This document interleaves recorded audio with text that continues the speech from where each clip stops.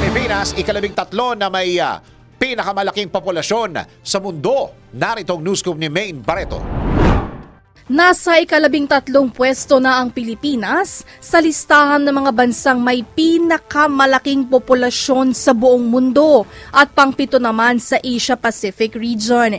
Ayon sa Commission on Population and Development, inaasahang papalo sa 115 milyon ang populasyon ng bansa sa pagtatapos ng taong 2023. Sinabi ni Popcom Officer in Charge, Lolito Tacardon, batay sa pinakahuling census noong 2020, umabot na sa mahigit 109 million ang populasyon ng bansa na may 1.6% annual population growth.